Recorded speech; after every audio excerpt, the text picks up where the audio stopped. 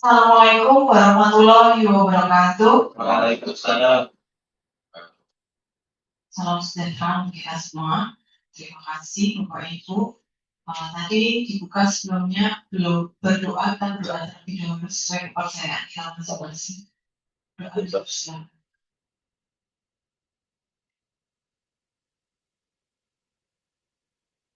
Cukup, terima kasih. Ya, Bapak Ibu, ini adalah merupakan pertemuan kita yang kesekian. Akhirnya kita bisa menyelenggarakan follow up dari meeting sebelumnya pada forum diskusi sebelumnya kita menangkap adanya kendala dalam kelulusan mahasiswa di konsentrasi jaringan. Nah, salah satunya adalah saat ini mahasiswa ternyata trennya banyak di AI dan machine learning. Efeknya dosen-dosen jaringan, mahasiswa bimbingannya jadi menurun drastis, sedikit sekali. Sehingga nanti mahasiswa yang jaringan ini diharapkan tetap bisa dibimbing oleh Bapak Ibu walaupun mengambil topik mesin learning. Jadi ternyata setelah dilihat kemarin dari diskusi, sumber data dari mata kuliah jaringan itu dapat kita ambil dari data yang ada di dataset publik yang itu bisa digunakan oleh mahasiswa. Jadi ini menjadi peluang yang lebih besar untuk Bapak Ibu membantu program studi pembimbing mahasiswa lebih banyak dan membantu kelulusan tepat waktu untuk mahasiswa terutama angkatan 2020. Selain workshop ini, kami juga kemarin memutuskan bersama dengan dosen jaringan adalah di semester 6 nanti mata kuliah proyek itu akan diarahkan untuk kelulusan mahasiswa.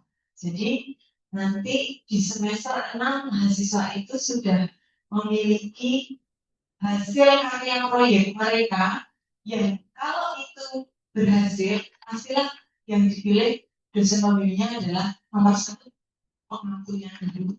Yang kedua nanti kalau kuotanya udah penuh, mereka akan mencari di profil website informatika di dosen, di profil terus dosen informatika.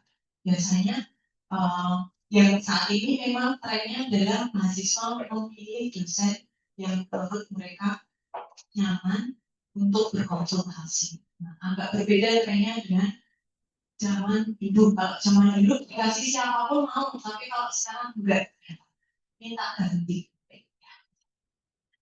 Nah, jadi dengan begitu Bapak Ibu nanti akan bisa mengawal kelulusan mahasiswa dari semester 6.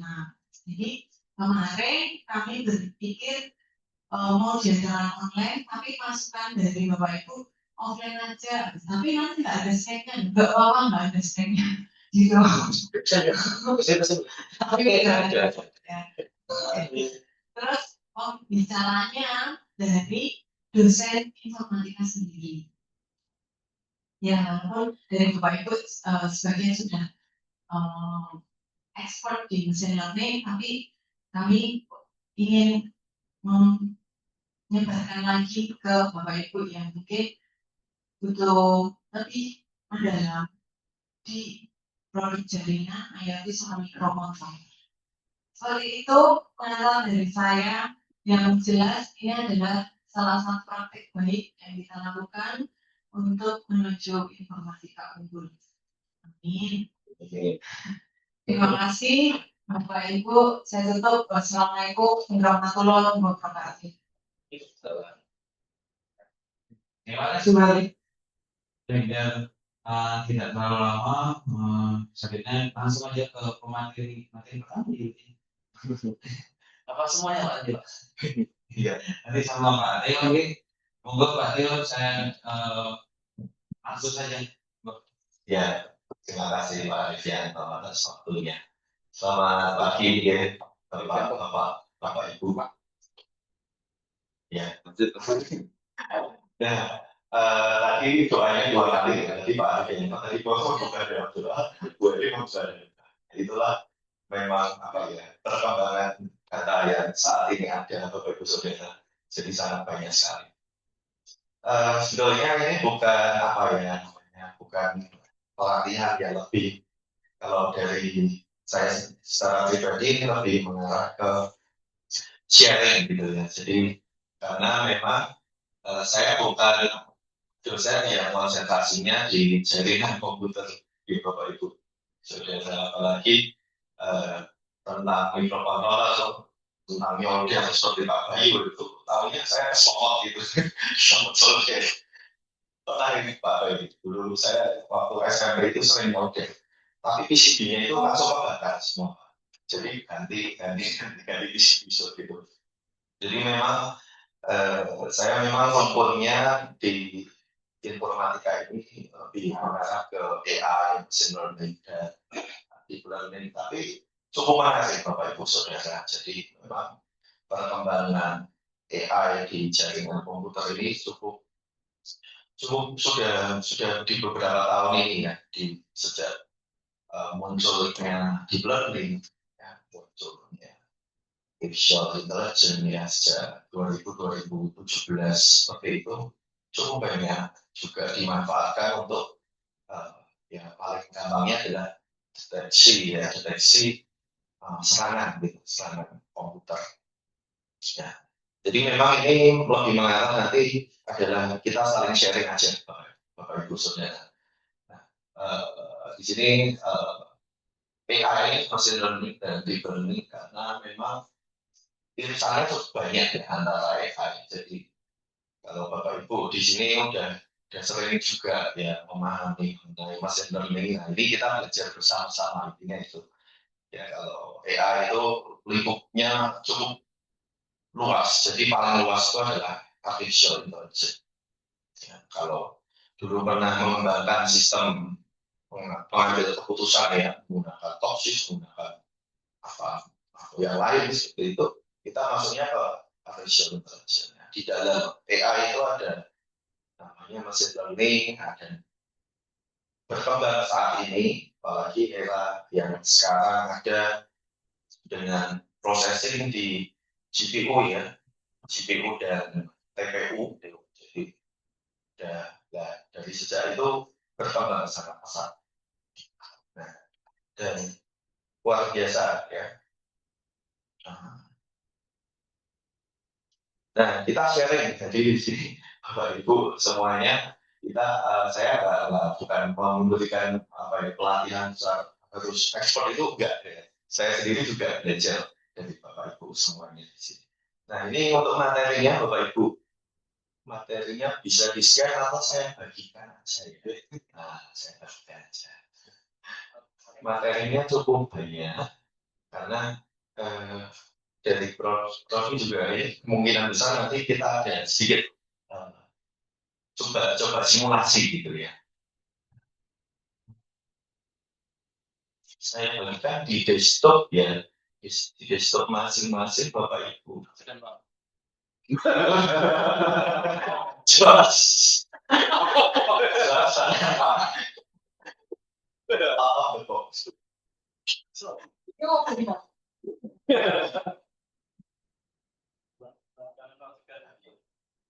Foto kita semua ya tadi Pak.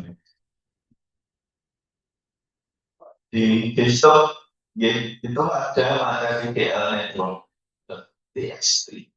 Ya. Sebentar. Kayaknya saya salah. Share dulu ya.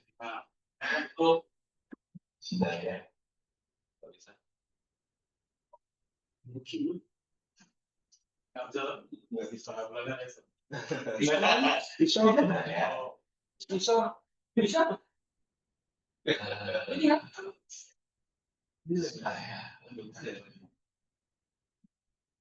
Saya bagikan materi semuanya. Ya. Ini jadi dan di shopping. Iya, benar. Oh, yang marah itu.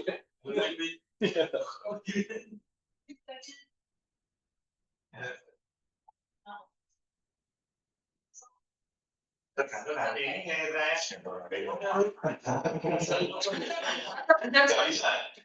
iya, linknya ada di komputer. Oh, bisa loh. Berarti saya raih lagi HP ini apa ini? Di sekolahnya mah bisa baca sampai. Ini saya udah bagi Bapak Ibu di desktop ada. Oh, bisa. Ya, komputer. Materi deep learning networking.txt nah itu. Pakai istilah berarti ya?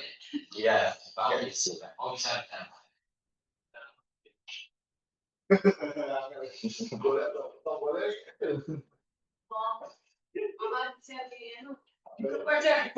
Oh iya. Siap. Siap.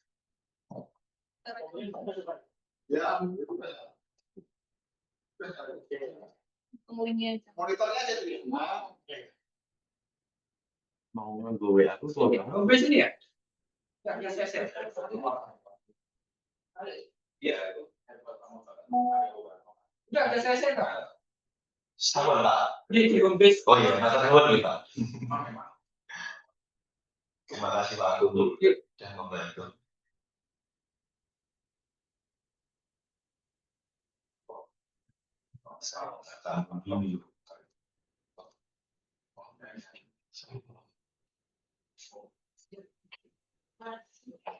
Ya, jadi contoh penerapan nyatanya misalnya seperti kita memprediksi penggunaan bandwidth jadi apakah bandwidth itu nanti mengalami lonjakan, kemudian apa yang harus kita lakukan, dan kemudian anomaly detection. Nah, jadi oke. Foto bareng aja. Oh iya, kita foto bareng aja.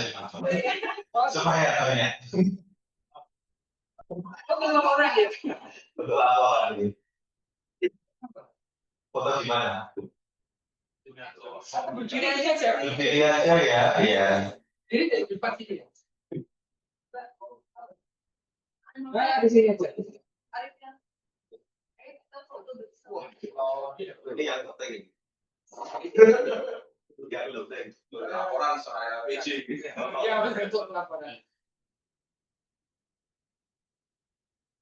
Bisa. 1, 2.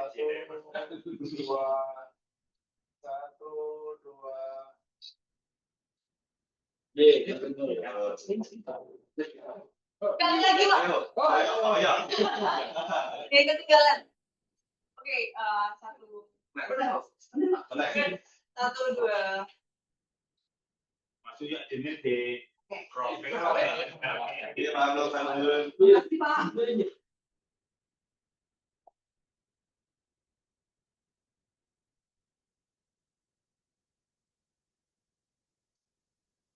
Melanjutkan kembali ya. Jadi yang terakhir nanti kita juga akan mencoba. Nah, kita pakainya Python karena memang mahasiswa juga dan ya beberapa dosen yang saya kenal di Anno juga umumnya lebih familiar mungkin ya. Ya walaupun sebetulnya kalau kita lihat kalau lebih efisien lagi, lebih cepat computingnya ya kita pakai yang misalnya C atau C++ ya. Di atas gitu. Iya. Nah, konsep dasar dari machine learning ini sedikit gambaran ya. Jadi ada supervised, ada unsupervised juga, ada reinforcement learning. Kalau supervised itu ada sebuah kumpulan data, misalnya jaringan komputer, kemudian di situ ada label, di situ ada dia di labelnya normal atau tidak normal. Kalau tidak normal artinya mungkin ada serangan tertentu dari luar gitu. Supervised. Jadi konsepnya memang sudah ada labelnya atau ada data yang membantu untuk memahami data yang baru. Pak Tio, Yes. ketika nanti sudah di tingkat akhir itu mahasiswa itu kira-kira sudah menguasai seperti ini nggak untuk mahasiswanya? Untuk mahasiswa sendiri kalau di mata kuliah AI, machine learning, big data itu sudah banyak diajarkan. Berarti ketika nanti mereka mau skripsi, berarti nggak pengetahuan mereka tentang machine learning dan sebagainya itu sudah ada ya? Sudah cukup lengkap. Sudah cukup banyak ya, karena dari sejak semester 4 ada big data, ada AI lanjut. Ya. Jadi ada beberapa mata kuliah yang memang sudah membahas di sini. Berarti ketika nanti ada disangkutkan dengan jaringan yang menggunakan mereka udah bisa gitu ya? Iya. Ada juga unsupervised. Jadi kalau unsupervised ini memang data yang tidak ada labelnya, kita juga nggak tahu ini data apa seperti itu. Jadi memang kita harus melakukan sebuah teknik tertentu dengan menggunakan unsupervised machine learning untuk bisa mengkategorisasi. Dan yang terakhir ini reinforcement learning, nah ini yang sudah cukup banyak. Nah, kemarin saya juga melihat ya mahasiswa-mahasiswa yang sekarang mengajukan judul itu ada beberapa yang sudah membahasnya ke arah kalau IoT udah cukup banyak ya Pak ya. Kalau IoT dengan machine learning itu udah cukup banyak untuk optimalisasi. Misalnya adalah untuk pengairan atau untuk perikanan atau yang lainnya, ya, pertanian itu sudah cukup banyak, walaupun mungkin menggunakan tool base, tapi itu juga tetap dia based on machine learning juga. Tapi kalau yang di jaringan, ya ini yang perlu di dalam. Terima kasih Bu Eri. Kalau reinforcement learning ini jadi seperti sebuah open ya Bapak Ibu. Jadi dia bisa belajar, dia bisa mengenali lingkungan yang ada, dan dia bisa memutuskan sesuatu yang menurut pengalamannya itu benar. Ini yang cukup keren saat ini. Kalau kerja dari machine learning ini juga udah banyak mahasiswa memahami, ada pengumpulan data, ada processing. Nah masalahnya kalau di jaringan itu data yang dikumpulkan itu kan sangat besar dan juga belum tentu dalam satu hari ada serangan masuk gitu kan ya. Jadi belum tentu itu. Nah, makanya memang pengamatan dari kalau kita menggunakan real data atau menggunakan primary data itu memang cukup memakan waktu dan juga memakan biaya yang luar biasa. Makanya saat ini coba ya banyak mahasiswa yang ada beberapa mahasiswa yang sudah memahami gimana caranya untuk bisa menggunakan data publik. Ya. Data publik sangat banyak sekali. Ada training, ada evaluasi, dan ada deployment. Algoritmanya ada banyak, Bapak Ibu. Sudah ratusan algoritma yang ada di dunia ini, baik itu yang shallow learning maupun berbasis deep learning ataupun reinforcement learning. Evaluasi model yaitu yang terakhir. Nah, terus mungkin lebih baik mana machine learning atau deep learning, gimana kalau memutuskan ini harusnya di deep learning atau learning. Kalau mungkin sebagai pembimbing mungkin seperti ya diserahkan kembali ya pemahasiswanya. Ya. Intinya kalau di machine learning ini untuk mengenali fitur, ya, untuk mengenali data yang penting atau sebuah ciri data itu manual, banyak sekali metode-metode yang bisa. Kalau di deep learning ini otomatis ya. Jadi dia udah satu paket ya. Jadi udah jadi satu paket. Algoritmanya udah sangat banyak Bapak Ibu. Nah, tapi memang kalau umumnya yang sepemahaman kami itu kalau datanya relatif tidak terlalu banyak ya kita menggunakan shallow learning pun juga tidak masalah. Tapi kalau data itu seperti yang nanti kita akan lihat ya, jadi data itu giga juga. Nah, itu pengamatan yang cukup lama itu kita menggunakan deep learning. Ini dari yang tadi unsupervised sama supervised sama machine learning ya. Jadi kalau di machine learning itu fitur ekstraksi sama klasifikasinya sendiri. Jadi terpotong-potong gitu ya. Memang enaknya kalau pakai machine learning memang kita bisa memodifikasi dan memilih mana yang oke. Nah, kita mau kontribusinya atau novelty-nya di fitur ekstraksinya bagus, atau di klasifikasinya itu juga bagus ya. Nah, tapi kalau di kalau di deep learning ini semuanya menjadi satu kesatuan saat ini. Jadi fitur ekstraksi sama klasifikasi itu menjadi satu kesatuan. Bisa sebetulnya kalau fitur ekstraksinya ini ditambah ya, menggunakan fitur ekstraksi yang ada di machine learning itu juga bisa. Ada beberapa mahasiswa yang sudah coba mengkombinasikan itu, ada cukup banyak ya saat ini trennya. Mereka supaya tren dari pengetahuan atau ilmu untuk mereka mengerjakan skripsi itu juga berkembang. Jadi nggak hanya itu aja gitu. Nah, makanya memang ya supaya lebih beragam gitu.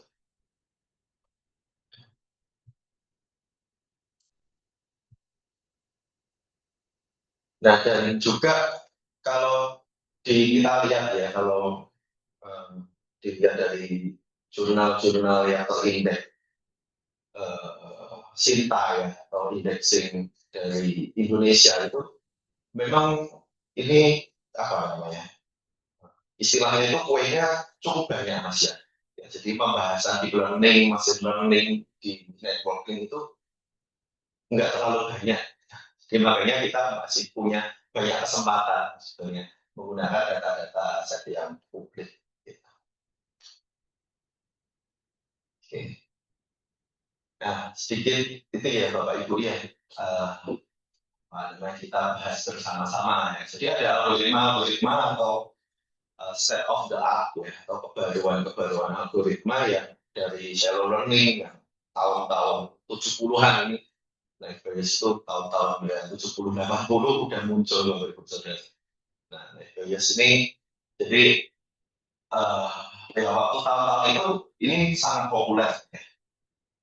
Karena memang data-data yang ada tidak terlalu majmuk, tidak terlalu banyak. Sebagai contoh ini ada bagan ya, ada beberapa bagan, ada beberapa warna. Kemudian di sini dilihat ya probabilitas yang ada, ya, probabilitas. Jadi ini berdasarkan statistikal ya. Jadi algoritma itu ada yang dia berbasiskan rule base, ada yang berbasiskan statistical base, atau yang lain juga. Jadi cukup lumayan ya. Nah, dari klasifikasi ini ya IPS ini dia mengelompokkan atau mengkategorikan data dengan probabilitas yang paling besar.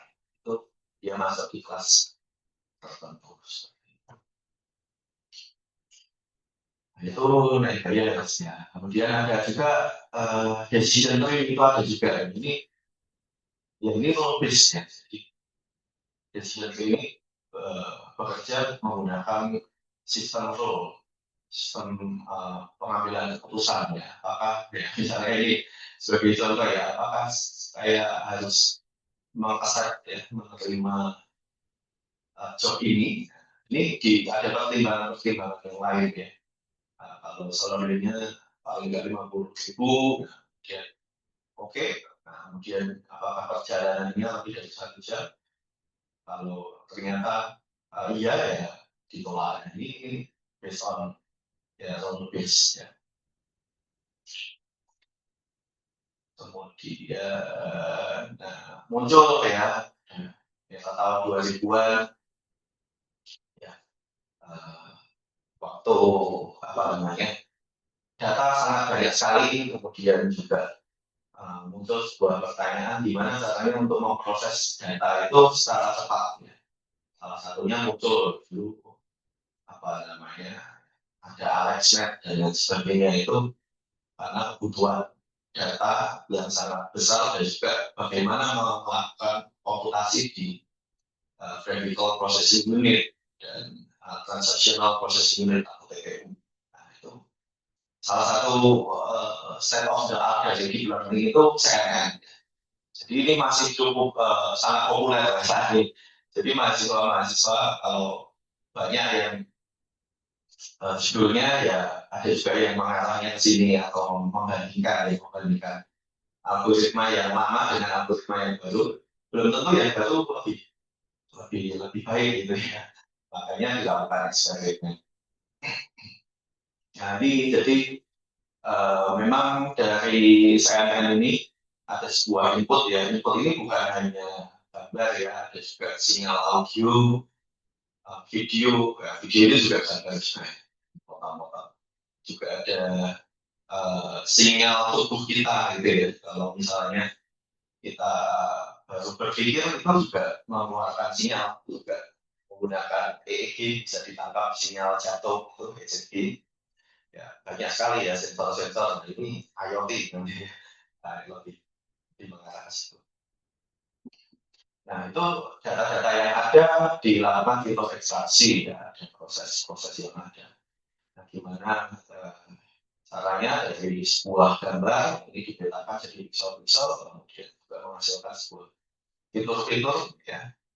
Kemudian setelah itu digabungkan lagi menjadi sebuah bagian yang lebih besar, baru menghasilkan probabilitas.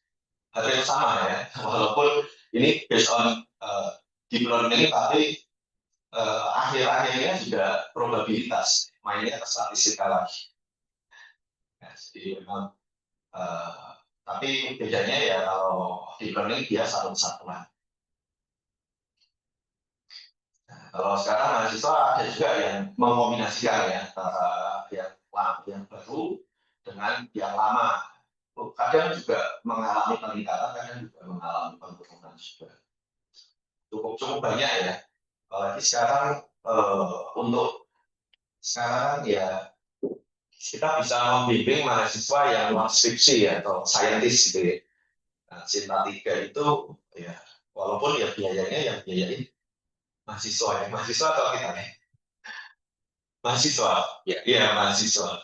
Ada juga yang setengah-setengah itu ada dosen yang setengah-setengah dengan karena bagus oke Sinta 2 misalnya setengah-setengah.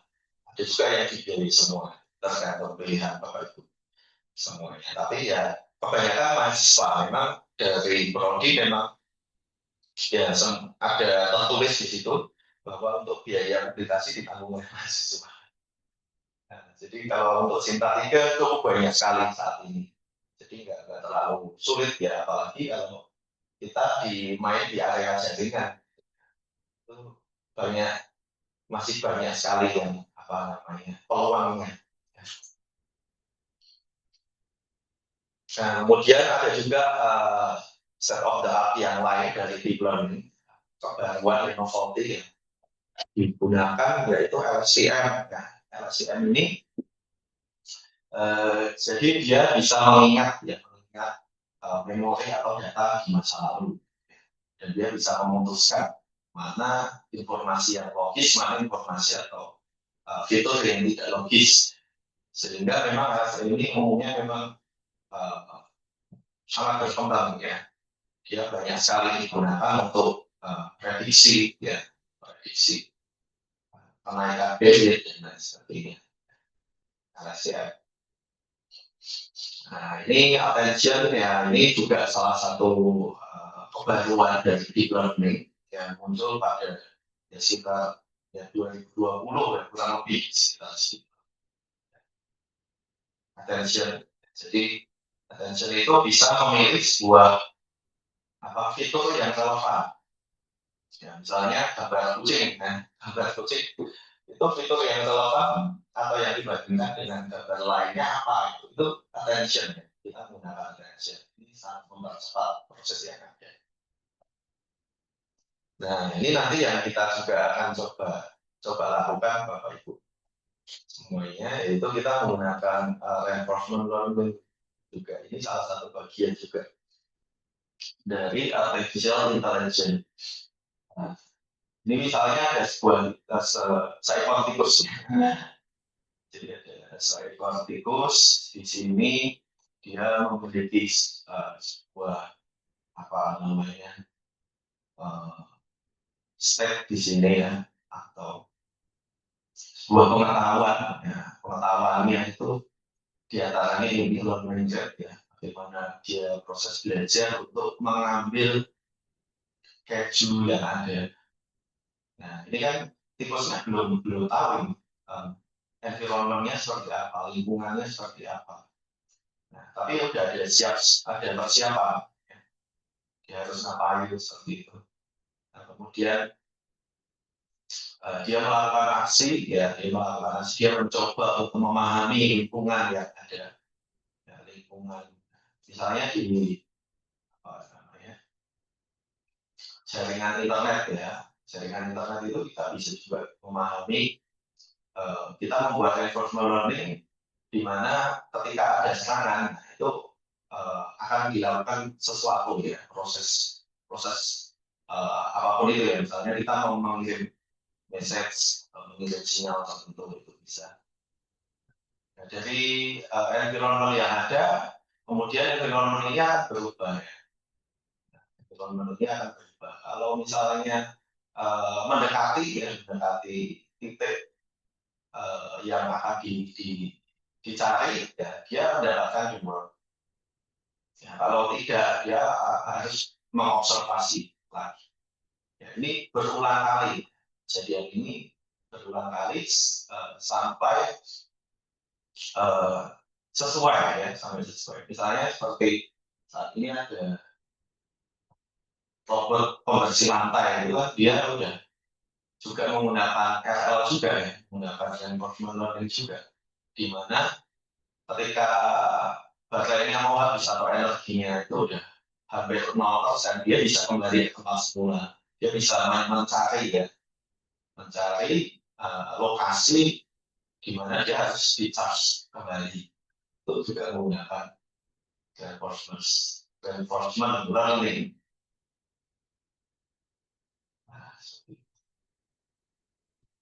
Kemudian, ya ini yang dari semester 4 hingga semester 6 ya, kalau di semester 6 itu ada proyek yang mata kuliah proyek. Di machine learning itu, ini semua juga dipelajari ya dari semester 4 hingga semester 6. Ya, ada yang apa namanya, tumpang tindih, ada juga yang mempelajari terus. Jadi dari data ini bisa beraneka ragam ya, tapi umumnya memang kalau mahasiswa saat ini sudah paham ya, di mana dia harus mencari data secondary, ya, secondary data set itu mereka sudah paham. Nah, masalahnya itu secondary data set yang ada di beberapa situs yang populer ini, ya semua orang bisa upload ya, Bapak Ibu. Makanya ketika dilihat ya kita juga harus mempertimbangkan, jangan kalau saya mempertimbangkan apakah ini data ini layak atau enggak gitu. Karena kadang-kadang mereka membawa sebuah data tertentu ya, data dari data set yang tidak terlalu layak, tidak layak bahkan ya, dari jumlah data, jumlah fitur atau yang lainnya. Nah, memang perlu divalidasi, itu ya salah satu tugas kita sebagai desainer ini. Nah, kemudian dari data yang ada kita lakukan eksplorasi ya, dan validasi yang ada di sini. Kita explore data yang ada, kemudian kalau ada data-data yang tidak sesuai atau istilahnya itu outlier atau panggilan. Kalau bahasa Indonesia itu panggilan data, itu kita harus lakukan normalisasi. Ada proses-prosesnya. Tapi semua dari machine learning itu mengikuti aturan itu yang sama dengan yang dari. Nah, dari data yang ada dibagi jadi ada 2 data latte ya. Data latte ini umumnya banyak ya. beberapa metode untuk membagi data, ya, data latih dan data uji. Tapi memang konsepnya adalah data latih itu umumnya pasti lebih banyak dibandingkan data uji. Kenapa? Karena memang untuk kita mengajari sebuah model atau algoritma itu kita mengajari menggunakan banyak data supaya banyak variasi yang bisa dikenalkan oleh model yang kita ajukan. Nah, kemudian setelah itu kita fitur engineering, higher parameter tuning, ada banyak. Nah, kemudian di tes ini, ya, ini kita evaluasi, kemudian kita deploy di sini. Ada beberapa. Ya. Kalau di IoT ini keterbatasannya salah satunya adalah pada resources ya, atau kemampuan. Misalnya komputasi yang ada, misalnya kita menggunakan SP32. SP32 itu komputasinya berapa, Pak Uya? 300 kilo. Omega 300 mega ya, itu sangat kecil sekali. Jadi kita memang mahasiswa perlu diarahkan ya untuk mencoba mengkompresi model-model machine learning. Makanya kalau kita di IoT umumnya memang kita mengarahkan model itu nggak langsung disimpan di dalam atau di embed ke microcontroller ataupun device yang kita miliki. Ya bisa di embed itu bisa, atau dimasukkan secara langsung itu bisa, tapi ya itu keterbatasan itu. Ada lagi yang dikasih ke server gitu ya, paling gampang. Kita tinggal inferensi pakai MBA. Nah, kemudian setelah itu setelah selesai ada tahap production, tapi ini nggak berhenti. Ini ada proses monitoring kembali ya. Oh ternyata setelah diuji dengan data asli ternyata salah semua ya, banyak ya. Jadi di semester 6 itu salah satu di mata kuliah proyek itu adalah endpoint ya, jadi aplikasi. Jadi machine learning-nya itu modelnya bisa digunakan oleh orang awam gitu ya, dan dilakukan pengujian dengan menggunakan data yang asli, data sekitar gitu ya. Ya walaupun kadang menggunakan skenario tertentu. Nah itu kadang berbeda dengan data yang ada yang kita latih. Nah itu jadi sebuah PR yang besar ya. Kita harus memperbaiki lagi. Ya. Mungkin itu Bapak Ibu saya sharingnya. Ngantor. Ini kelas Pak. Nggak kok. Kita kelas biasanya nggak mikir kayak gini. Mungkin Bapak Ibu ada yang mau ditanyakan dulu. Ya kaitannya sama mahasiswa ya nanti. Ya memang sekarang memang seperti yang Ibu Kaprodi dikatakan ya, bahwa banyak mahasiswa itu mengarah ke AI. Saya juga kurang tahu kenapa.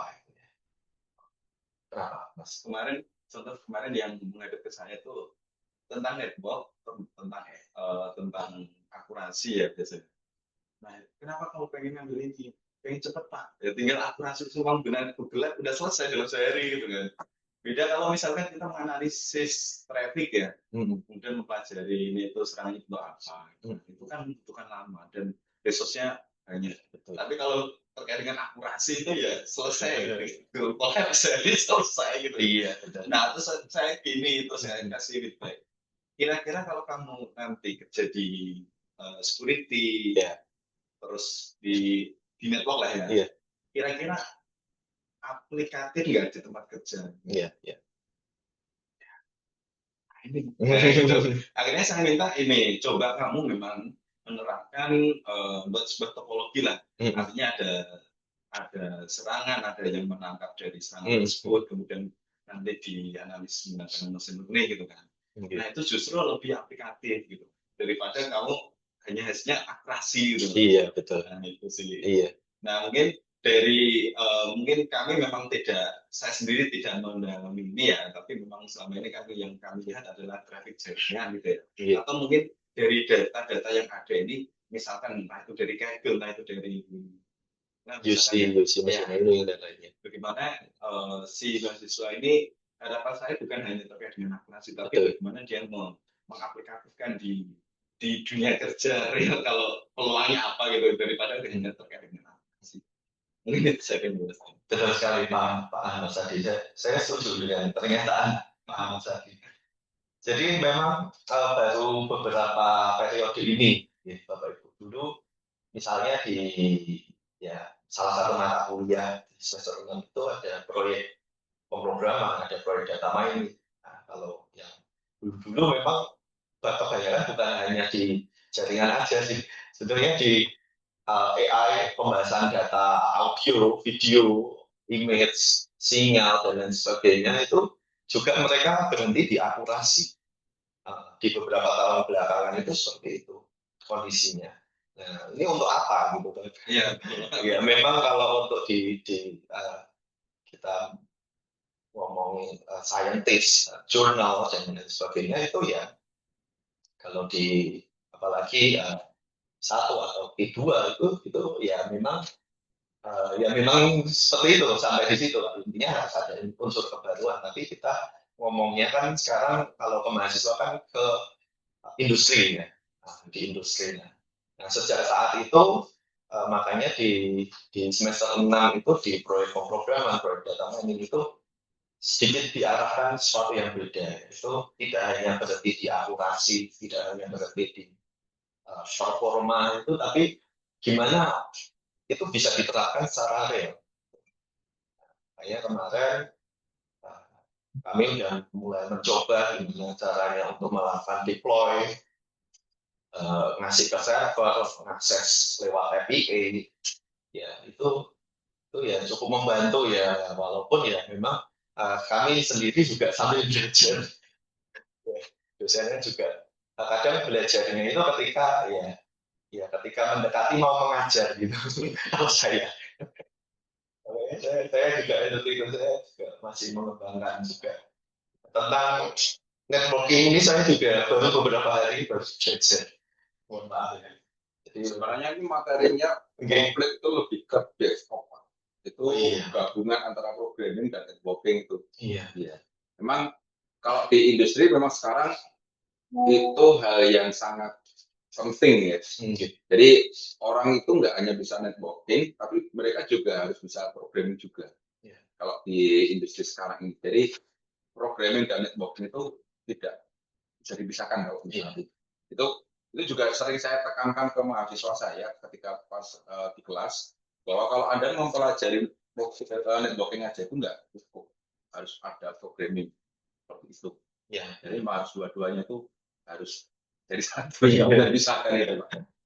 Nah, kurang tahu untuk di informatika apakah sudah ada terkait DevOps itu atau belum? Karena kemarin sempat ngobrol dengan Pak Bayu ketika pas waktu uji kemarin Pak sama Pak Ali itu juga ada nggak sih kayak main Docker dan sebagainya itu apakah sudah ada di kurikulumnya IF atau belum? Karena salah satu apa namanya itu Docker itu mungkin salah satu tool aja ya, mungkin banyak lagi tool yang lainnya. Itu salah satu mungkin tidak banyak menggunakan, tidak perlu resource yang banyak sih sebenarnya. Jadi untuk implementasinya itu memang tidak membutuhkan resource yang banyak, itu yang paling sederhana itu. Apakah itu nanti di informatika sudah ada atau belum? Nah, itu monggo nanti di bagian kurikulum informatika mungkin bisa juga menjembatani hal itu. Seperti itu. Ya, terima kasih Pak Andika. Ya, setuju sekali ya. Jadi memang sekarang kebutuhan programming itu cukup lumayan pesat juga ya. Kita ngerakit sesuatu, tapi kita juga harus memahami gimana memfungsikan itu. Nah, kebetulan di proyek pemrograman itu Pak Andika, itu kami sudah juga mencoba ya berkomunikasi dengan dosen yang berkaitan itu, mereka sudah juga mengajari tentang hal itu yang menggunakan Docker, Kubernetes, dan membuat FIP. Seperti itu memang walaupun ya untuk studi-studi kasusnya, case-case-nya itu case-case yang baru ya yang apa yang dilihat saat ini ya belum sampai ke apa gimana membuat sebuah sistem jaringan yang dia bisa mengontrol otomatis ketika ada serangan dan sebagainya belum sampai di situ. Tapi untuk materi-materi dasar seperti Docker dan sebagainya itu ya kita udah mulai mencoba ke arah situ juga.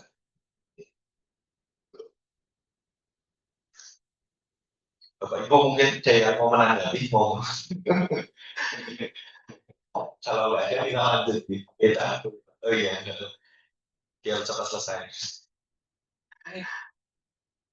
Nah ini ada sedikit apa studi kasus ya Bapak Ibu ya saya cuma bahas-bahas aja terkait dengan ya sepengetahuan saya ya dengan AI walaupun ini menggunakan dataset publik itu cukup banyak. Nah ini untuk forecasting jumlah bandwidth ya ini dia time series ya, jadi ada jumlah bandwidth kemudian kita prediksi apakah mengalami lonjakan atau enggak. Ini bisa kita coba di Bapak Ibu.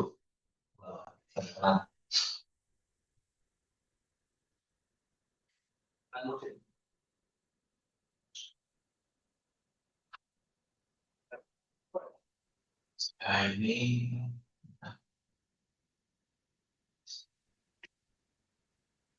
nah dataset seperti ini bisa ya kalau hanya untuk simulasi seperti itu bisa ya. Tapi kadang-kadang ya kalau untuk kita penelitian seperti itu perlu dilengkapi juga biasanya seperti itu. Jadi umumnya kalau dataset yang bagus ya bisa dipertanggungjawabkan dia biasanya udah disitasi kalau saya melihatnya seperti itu ya kalau udah disitasi kebetulan dataset ini belum disitasi ya. Cara melihatnya di mana? Di upload dataset ya di upload dataset biasanya mereka ada beberapa peneliti itu yang mencantumkan ini udah ada di salah satu jurnal. Nah itu artinya datasetnya bisa dipertanggungjawabkan. Mungkin bisa itu Pak diperlihatkan yang sudah ada sitasinya. Biar nanti kalau kita misalkan ada mahasiswa yang ngambil dataset, kita tahu oh ini sudah istilahnya pernah digunakan atau belum. Kalau ini kan memang belum ada yang sitasi ya. Saya kurang tahu Pak. Tapi kalau di sini memang untuk yang membuat dataset ini belum ya. Tapi terkadang juga dataset ini sudah dipakai oleh orang lain gitu ya. Makanya kita memang harus sering melihat literatur review kaitannya dengan dataset ini gitu. Seperti itu.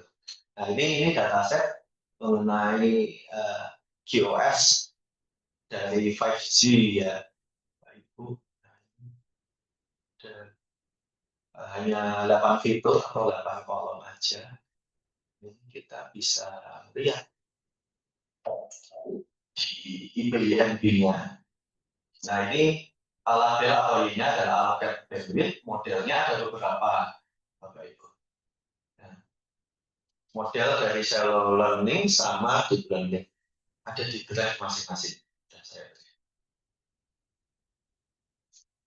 Nah saat ini memang kondisinya memang mahasiswa juga kalau di studi kasus di AI yang mereka yang ambil skripsi tentang AI itu diarahkan untuk mencoba mengembangkan ya walaupun ya kalau sekarang kan gampang ya lebih mudah kita menggunakan ya kita bisa banyak resource yang kita bisa manfaatkan. Nah, saya buka dulu.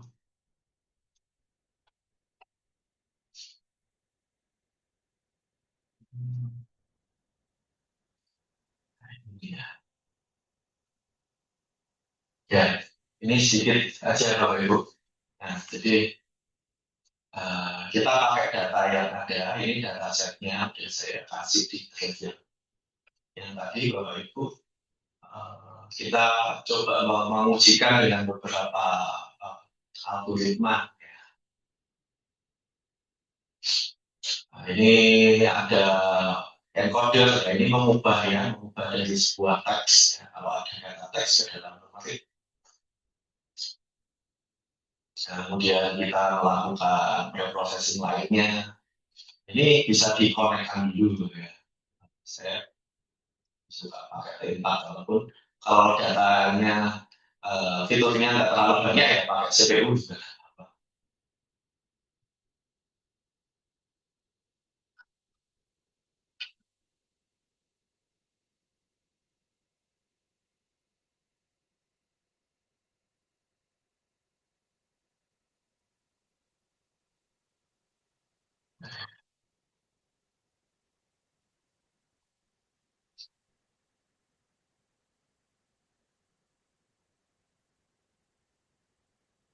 Oh ya, mungkin supaya nggak cek-cek gitu ya. Ya barangkali kalau Bapak Ibu ada yang mau tanya ya atau diskusi ya maksudnya. Ya diskusi, monggo sekalian kita nyoba-nyoba, kita diskusi ya, kita santai. Saya paham banget nih Pak. Jadi gimana kita setelah kita nih udah dapat data dari Gadget. Nah, ketika kita memanfaatkan Google Colab ini apa saja sih tuntutannya dan posisinya data ini di posisi mana? Oh iya, oke Pak Ahmad Sadi. Mungkin posisikan kami pengawal. Gitu. Mungkin karena ini Pak, lebih tepat kita itu metodenya. Oh iya, Nah, metodenya. Kalau untuk masalah ya gampang ya Pak ya. Ya. seperti ini kan mungkin ranahnya ke teman-teman programming ya, dan sebagainya. Kalau kita yang dari jaringan, mungkin awam terkait seperti ini, mungkin kita lebih ke metodenya. Metodenya. Jadi ketika nanti mahasiswa itu mau melakukan sebuah penelitian, itu apa saja sih yang datanya ngambilnya dari ini. Kemudian setelah data itu diambil, data itu diapakan? Nah, terus kemudian setelah data itu diolah, terus proses pengujian datanya seperti apa? Ya. Terus kemudian proses validasi sehingga nanti mengambil kesimpulannya seperti apa. Nah, itu mungkin kita diberikan istilahnya itu rambu-rambu yang ini loh yang benar itu langkahnya seperti ini. Kalau nanti terkait data. Iya. Ya, terima kasih Pak. Nah, jadi memang kalau ya betul ya. Jadi kalau memang kita biasanya ya harus memahami juga untuk alurnya seperti apa.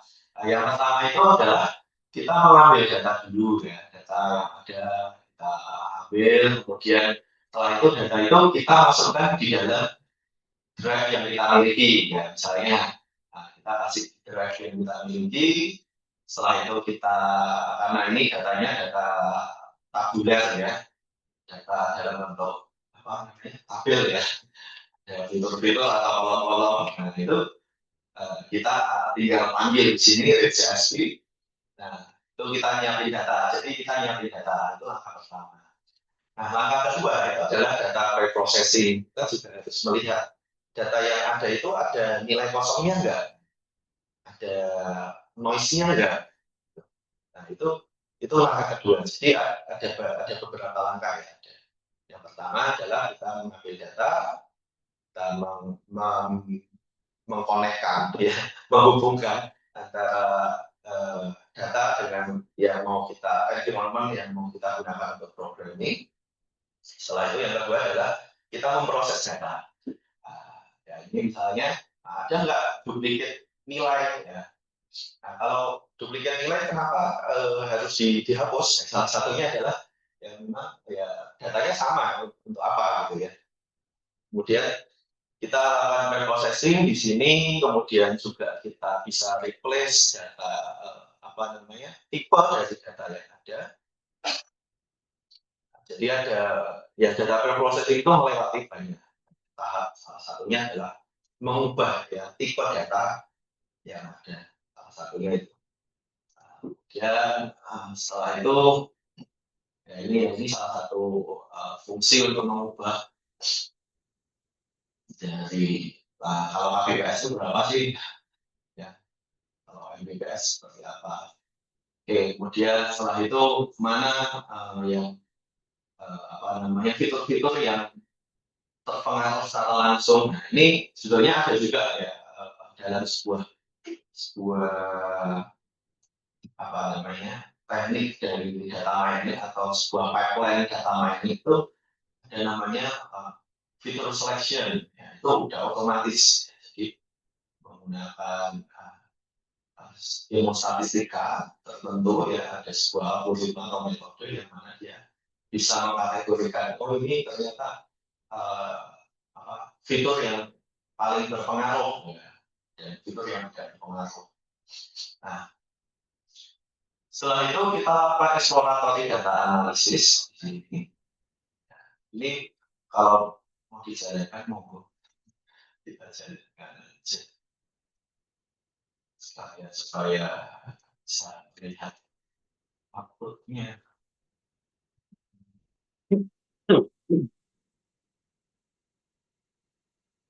Ya, jadi ini kita melihat untuk fitur-fitur yang ada seperti itu. Nah, kemudian ini ada nilai-nilai fiturnya ya, ada application type, signal, allocate, ada resource allocation. Ini yang mau kita coba prediksi ya, ini adalah nilai Y-nya. Kita mau menggunakan prediksi, kira-kira sesuai atau enggak. Kemudian setelah itu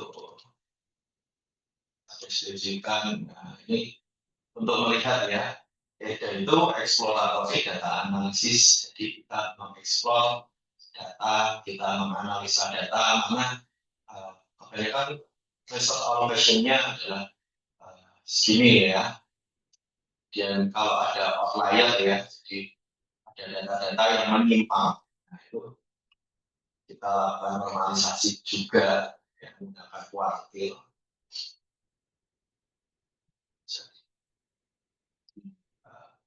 Pokoknya diekspor ya, diekspor data yang ada.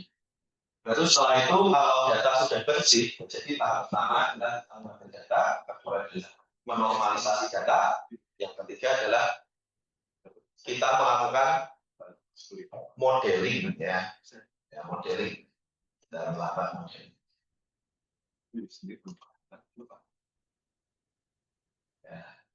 Di modeling ini ya kalau itu datanya adalah Y-nya adalah angka atau time series, itu ada R-square, ada RSE ya, ini untuk evaluasinya. Oke. Ya, seperti yang tadi ditanyakan oleh Pak Andika. Nah, dari evaluasinya, jadi setelah data itu bersih, setelah itu kita bagi data itu jadi data latih dan data uji. Data latih digunakan untuk melakukan modeling. Nah, ini misalnya kita menggunakan yang tadi, ada linear regression, ada random forest. Ini kita tinggal ambil aja. Kalau sekarang lebih gampang. Nah, itu kemudian kita lakukan evaluasi. Ya, jadi mengevaluasi ini mengukur ya. Jadi MSE ini digunakan untuk mengukur rata-rata selisih antara nilai prediksi dengan nilai aktual. Jadi ada data asli dan data hasil dari model tadi yang digenerate tadi. Nah, itu dihubungkan untuk mengukur nilai dari nilai prediksi gitu ya. Jadi nilai prediksi dikurangi nilai aktual. Nah, itu selisihnya berapa? Semakin dekat artinya semakin bagus ya. Artinya data prediksi sudah mendekati nilai aktualnya. Nah, itu ada juga yang R-square ya. Ada RMSE juga, mean square error. Ini punya rumusnya masing-masing. Nah, itu kalau untuk time series ya. Jadi kita memprediksi jumlah bit yang ada. Kemudian kita bisa lihat lagi. Nah, ini input belum terdefinisi.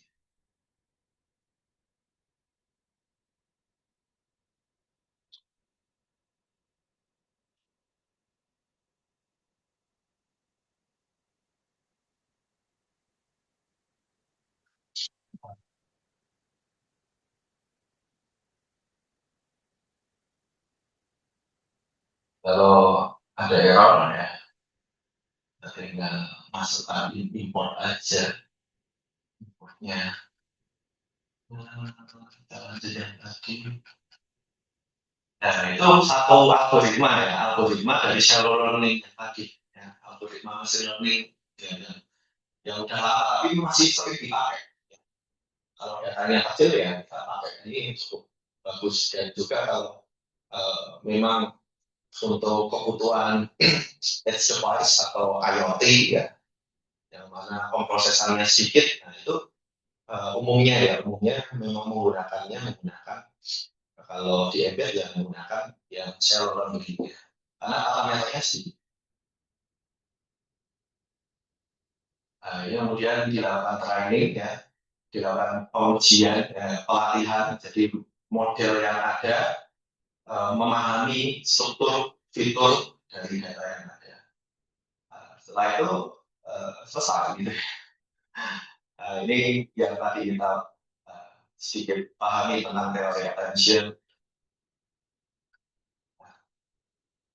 Seperti itu ya kalau data time series. Jadi tadi yang pertama adalah kita ambil data, yang kedua tadi kita melakukan normalisasi data, reprocessing data tadi.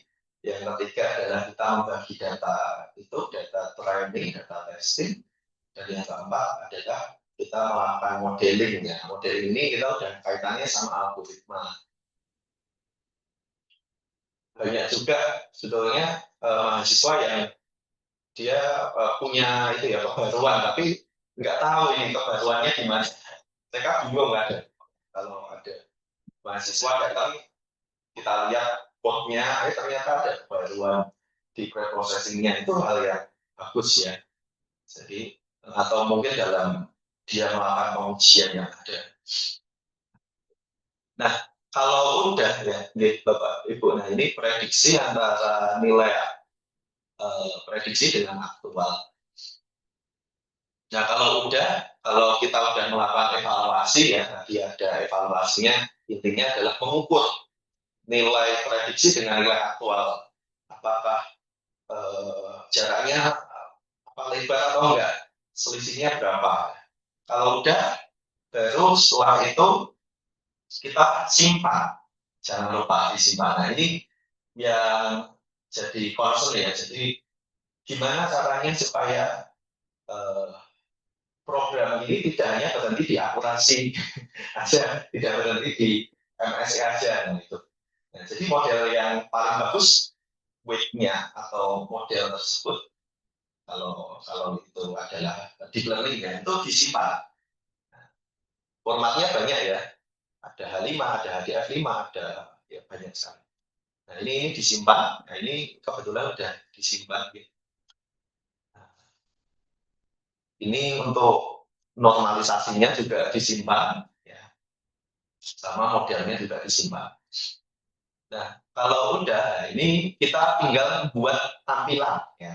Jadi kalau model udah disimpan, kita buat tampilannya. Tampilan di sini kalau kita menggunakan Python ya itu bisa juga menggunakan Streamlit, itu yang paling gampang. Sebetulnya bisa juga menggunakan Flash dan lainnya juga. Nah, ini kita buat tampilannya terlebih dahulu. Ini kita hanya load model aja sebetulnya. Hanya melakukan load dari model di load, tapi preprocessing-nya juga di load. Kita nyoba ngambil MPA. Baru setelah itu dilakukan prediksi. Ini bisa dicoba ya Bapak Ibu ya. Ada di sini ya, dari Red app Streamlit ini coba dijalankan. Bisa dijalankan.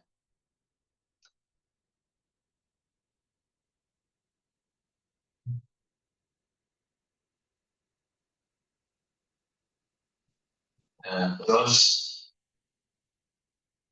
juga ini kita install dulu kebutuhannya ya, kalau menggunakan perangkat atau library luar ya, di sini menggunakan nglog ya. Nglog-nya itu untuk nanti menampilkan ya ke dashboard-nya itu bisa juga menggunakan cara-cara lainnya. Nah, ini hanya untuk menguji model yang ada dengan data asli. Contohnya kita pakai data asli. Ini kebetulan saya menggunakan server sendiri ya. Coba ini saya aktifkan dulu servernya.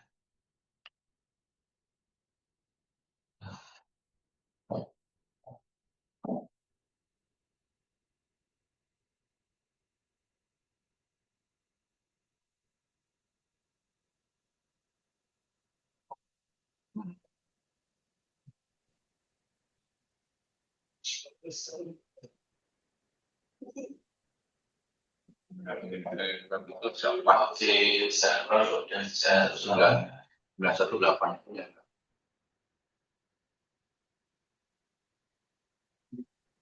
Server dari itu apa untuk mengolah data. Ya jadi bisa ya kita mengolah data. Kalau pakai Colab itu kan juga terbatas. Ya. Iya kalau Pak Web Service. Oh ini. Oh sorry. Ini apa ya Pak? Oh iya, oke nggak apa-apa. Nah, nanti yang kedua, contoh yang kedua itu kita coba mendeteksi adanya serangan gitu ya. Itu datanya gede, Bapak Ibu. Dan kemarin saya coba pakai Colab itu ya benar-benar Colab. Pakai Colab benar-benar Colab. Makanya saya pakai CPIS untuk melakukan modeling. Nah, memang keterbatasannya itu sih sebetulnya Pak. Mahasiswa pun juga kadang keterbatasannya kalau mereka punya data, oke ini datanya ini memang sering digunakan ini, bahkan paper-paper internasional ya, bisa aku pakai itu. Tapi ternyata datanya banyak sekali, kan itu jadi sebuah kendala juga di mahasiswa. Pak, berarti itu bisa secara offline dipakai? Yang Data.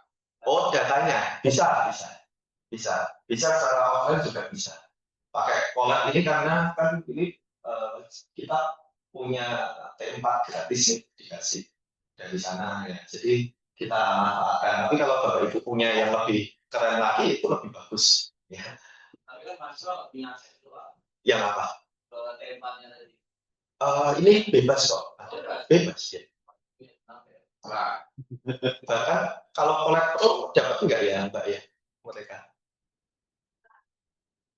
Oh enggak ya. Colab Pro enggak dapat. Mahal soalnya. Scan apa? Ya. Begitu nggak? Oh Gemini Pro, oh tapi nggak bisa akses ini sih. Nggak bisa yang Colab Pro ini kayaknya nggak dapat ya. Ya, itu tantangannya sih.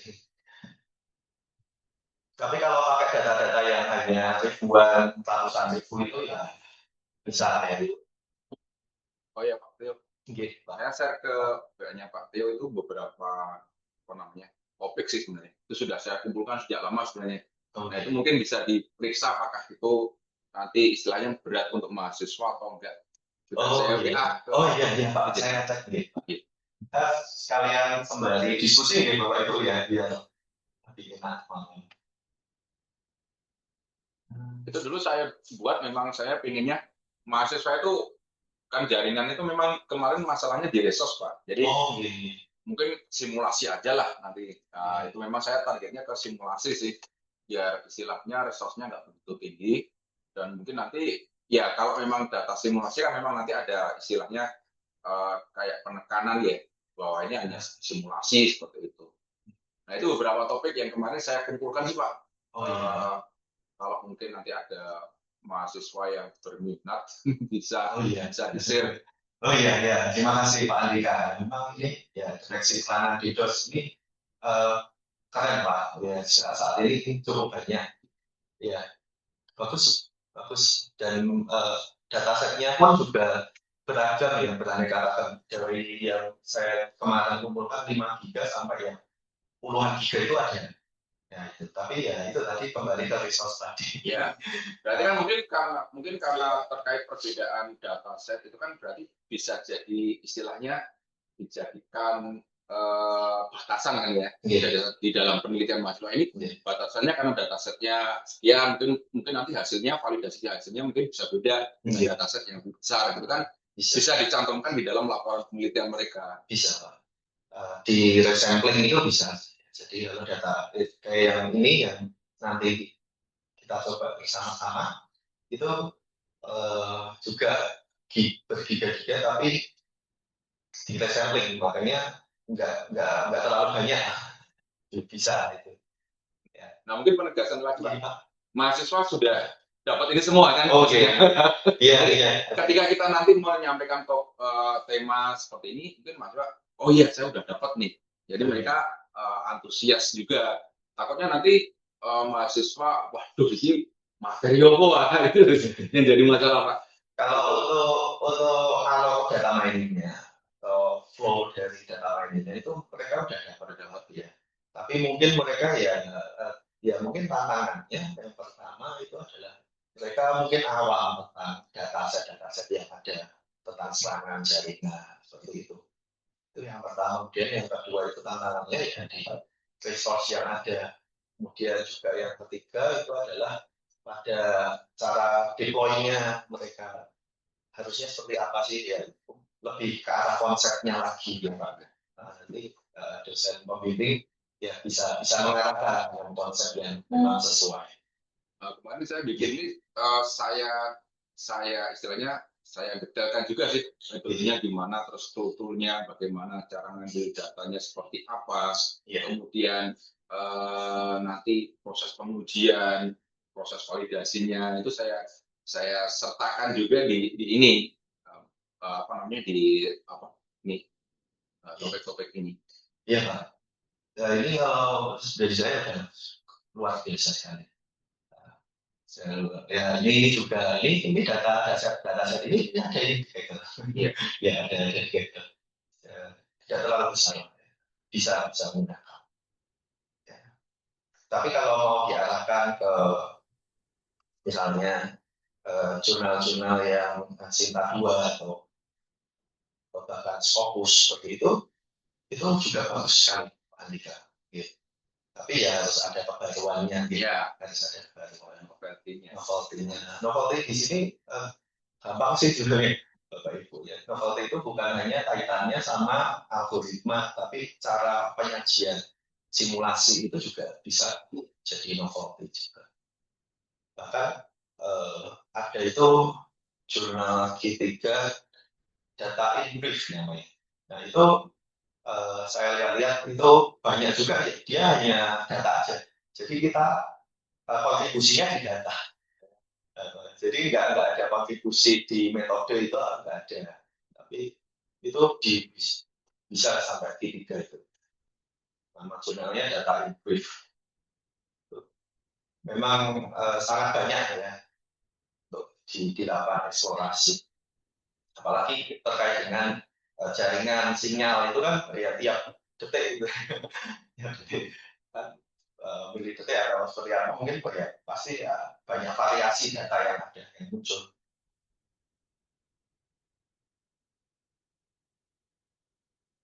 Ini prediksi utilisasi bandwidth. Nah, saya sini. Nah ini yang baru kita lakukan Pak Andika. Iya. Yang baru kita lakukan hampir sama. Tapi yang kita lakukan ini kita coba real time. Ya benar dari server kita tangkap untuk itunya trafficnya kita lakukan prediksi.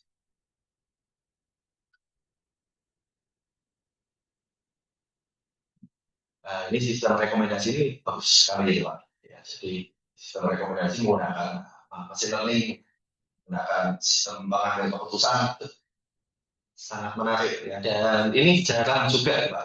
Kalau sepengetahuan saya ya Pak.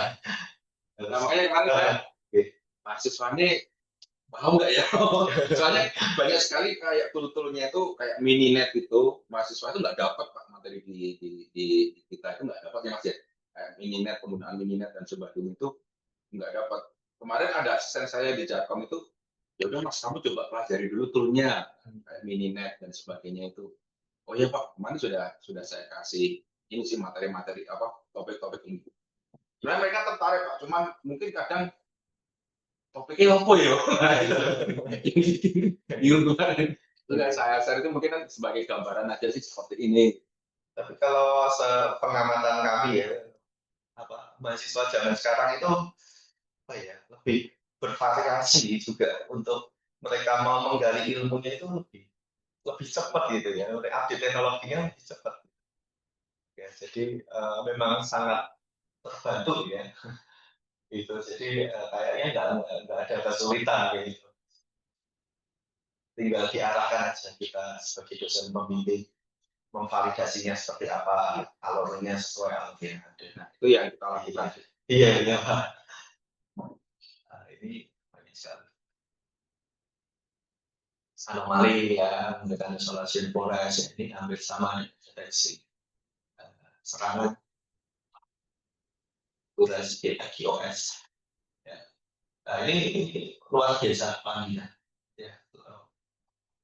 Ya, memang kemarin saya memang cari yang istilahnya simulasi saja lah. Soalnya kalau pakai alat ya kayak IoT dan sebagainya itu kan mungkin alatnya itu kan lumayan apa istilahnya modalnya mahasiswa itu Pak. Oh iya.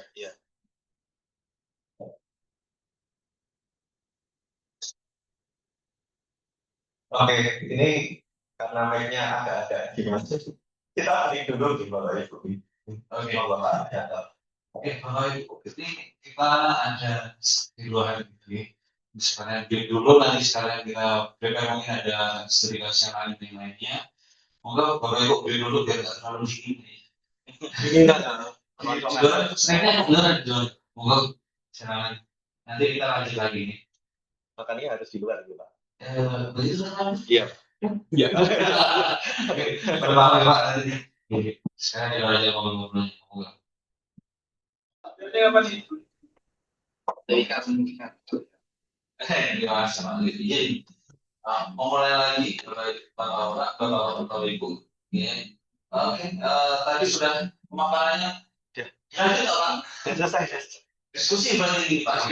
Diskusi. Moga Bapak Ibu mungkin ada yang didiskusikan atau something yang bisa di apa namanya kita bicarakan ini adalah biar kita jadi prodi juga punya masukan agar kedepannya jadi lebih baik.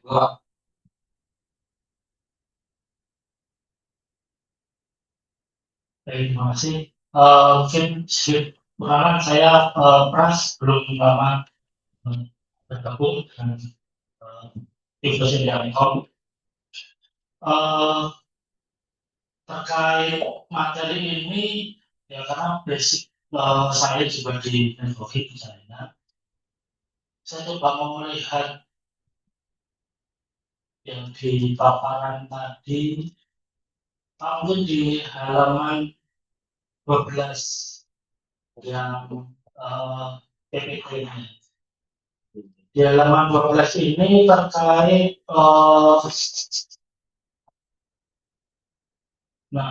data yang mungkin istilahnya perlu dinormalisasi atau dibersihkan dalam kutip seperti itu. Nah, best practice-nya bagaimana? Artinya misal seperti mengklasifikasikan trafik jaringan begitu. Trafik jaringan apakah ini benar trafik lemah atau dia berupa suatu abuse ya, DDoS dan sebagainya, atau trafik yang tidak semestinya tapi dia menyambung atau seolah-olah seperti trafik yang create. Nah, apakah data-data kita bisa membersihkan data seperti itu, atau hanya kalau yang di tagel ini apakah memang sudah dipisah-pisah datanya sudah jelas terpisah, atau saya belum mana ini. Terima kasih Pak. Sedikit lanjut ya Bapak. Jadi memang benar Pak. Kita Pak Pras ya, oke. Betul Pak Pras, jadi di Kaggle itu data setnya ada juga yang memang belum dibersihkan, ada juga yang memang sudah dibersihkan. Kita tinggal melihat di upload as-nya di situ lah. Misalnya kalau belum dibersihkan, apa yang harus kita lakukan ya tadi dilakukan normalisasi terlebih Jadi dahulu. bisa ditunjuk di data sampling-nya. Data sampling-nya Jadi versi bukan yang studi kasusnya yang tentang itu ya, deteksi jaringan itu ya, Iya. jaringan. Oke. Kalau pemahaman saya yang jauh loh ini. Ini jenis ilmu statistik kok. Jadi cleaning itu ono sing sel kosong, kolom kosong, data pencilan, data yang ngukur itu nggak normal ini akhirnya wes data itu dilangi. Makanya tadi kan pada tahapan tadi perintahnya kan darat ini itu sebenarnya itu. Ya. Belum ke aspek kaitannya. Oh ini serangan, ini bukan serangan, bukan itu. Ya. Jadi ini cleaning data itu sebenarnya data awal itu proses statistik awal. Jadi kan kita punya data nih, row, tabel, karena sel, kan ada sel kosong, sel ini datanya. Itu cuma itu kita. Terima kasih Pak Awan. Ya udah Pak aja. Ya memang kita Suka ini memang. Memang kita. Iya, tantangan dari Jadi kalau siang ya. sepertinya itu gitu. Oke, sedikit menambahkan nih. Ya, memang kalau data-data yang perlu dinormalisasi itu memang ada banyak sekali. Kalau data kosong, kalau banyak yang kosong, kan nggak mungkin kita hapus semua. Ya itu salah satunya kita harus menggunakan aturan statistik, misalnya media, modus dan sebagainya. Nah, tapi ya memang itu pendekatan sekarang ya. Yang dulu ya, tapi pendekatan sekarang misalnya kita bisa membuat data yang memang itu data yang mirip dengan data asli. Ya, kita menggunakan kalau yang saat ini tren atau populer itu generative adversarial network, dan itu contohnya kita bisa membuat contoh data yang memang itu sesuai sih dengan kondisi aslinya. Nah, belum lagi nanti kalau data itu terlalu banyak pencilannya atau outlier-nya terlalu tinggi, itu peak-nya terlalu tinggi, nah itu kita harus normalisasi juga, gitu, supaya seragam. Itu memang tahap reprocessing memang sangat cukup lumayan melelahkan gitu Pak. Termasuk itu nanti labeling itu di situ enggak? Kalau terutama untuk data training dan testing kan label, oh sing data ini sing benar, sing ini sing kalah, itu kan ada proses labeling. ya kalau kita pakai data di Excel umumnya memang kalau itu kategorisasi atau tabular itu umumnya ada. tadi namanya data apa? Yang tadi yang generatif apa namanya? Generative adversarial network. Nah, itu juga mirip ya. Jadi dia menghitung kondisi dari data asli. Wih, disertasi ini Pak Rote. Ini adalah data itu.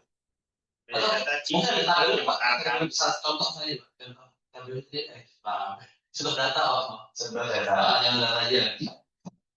Ya, itu benar seperti yang disampaikan tadi. Itu data cleaning itu. Nggak tahu ya pemahamanku itu loh. Siapa tahu. betul sekali Pak Awan. Terima kasih. Jadi kadang memang ada data yang tidak dibutuhkan kalau ini data menurutnya. Nah, kalau tadi yang ditanyakan apakah itu DDoS serangan atau bukan serangan atau itu nanti di modelnya Mas. Ya. Jadi bagaimana mengklasifikasi oh ini serangan ini bukan serangan itu di model Di labelingnya ada terus untuk sistem. Sebentar Pak. Tapi sambil nyari ya itu saya gini loh. Iya Pak. Kita mikirnya kita kan pendidikan S1 sarjana. Sarjana itu KKNI kan level 6. Yeah. Di situ analisis. Nah, kalau orang jaringan, pertanyaannya S1 jaringan itu apa menggawe alat? Nah, alat itu diturunkan dari vendor. Ono Cisco, Juniper, Mikrotik, ya toh. Pertanyaannya, kita lulusin level 6 itu kemampuan analisa. Akhirnya apa? Orang jaringan ini nyeting konfigurasi gitu. Tapi nyeting itu ya tidak semudah ini. nyetingnya itu dengan hasil berdasarkan analisa kebutuhan, analisa data. Pertanyaannya adalah data kalau diambil dari Kaggle, data itu data-data traffic sebuah jaringan tertentu. Ya. Portofolio profiling datanya ya untuk data itu diambil di mana di perusahaan ini. Tapi kalau kita itu kalau misalkan anak itu harus memiliki kemampuan menyelesaikan sebuah problem, misalkan apa sih yang disetting? Oh, bandwidth management di sebuah perusahaan. Berarti kan datanya dari perusahaan itu. Nah, kita ngambil data perusahaan itu belum tentu lah ya, karena ada aspek lain harus ngambil alat dan siklusnya itu maksudnya data sehari duplikan. Kan satu siklus operasional, siklus operasional bisa sehari, bisa seminggu, bisa sebulan, bisa setahun. Gitu. Nah, nambung-nambung gitu. Iya kan? Betul. Nah itu yang jadi problematika itu. Kemudian nanti kemampuan analisa. Kalau kemampuan analisa atau setelah itu dari hasil analisa setting konfigur, artinya apa? Kognitifnya dapat, kemampuan analitiknya ya, keterampilan menganalisa dan kognitif sejauh mana kedalaman pengetahuannya. Tapi kemudian psikomotoriknya, keterampilannya, selain keterampilan analisa data, juga dia harus punya keterampilan setting konfigurasi. Kalau setting anaknya disuruh beli alat sendiri, ya paling mikrotik seri piro kan, RB piro kan gitu ya. Tapi harusnya kampus lah yang harus menyediakan. Waktu Juniper kayak artinya varian alat atau kalau satu vendor misalkan mikrotik ini ya seri paling bawah sampai top level gitu ya, dipakai untuk NOC gitu. Ya serinya kan itu. Nah, diajukan gitu. Jadi kan dipakai simulasi, tetapi untuk itu bukan untuk praktikum reguler. Praktikum regulernya udah pakai Cisco kan. Tapi itu untuk riset base. Yang di situ nanti dibidani teman-teman jaringan. Digunakan simulasi. Bagus rumah sakit itu dengan trafficnya kayak gini, populasi kayak gini, itu gimana toh? Nah, buat simulatornya, analisanya gimana, prosesnya gimana, itu bisa. Mungkin bisa dikasih di profil LinkedIn. Jadi dia tidak hanya nyeting mikrotik RB, tapi ya mikrotik seri ini kalau bilang Cisco ya switch multi layer yang configurable-nya itu kayak apa, terus kalau Juniper-nya yang seri apa. Ngomongnya itu Pak, kita harus banyak informasi di mana di situ ada ya kalau dulu lab eksplorasi, tapi kan ada itu. Lab kita kan lab untuk training, bukan lagi. Bagaimana Pak? Nah sebenarnya kebutuhannya untuk itu. Iya. Saya bisa memahami ketika ke data science, informatik ke larinya ke data science itu yang memang ini seharusnya karena kan jurusan yang jaringan itu larinya ke teknik kan, karena teknologi komputer kan.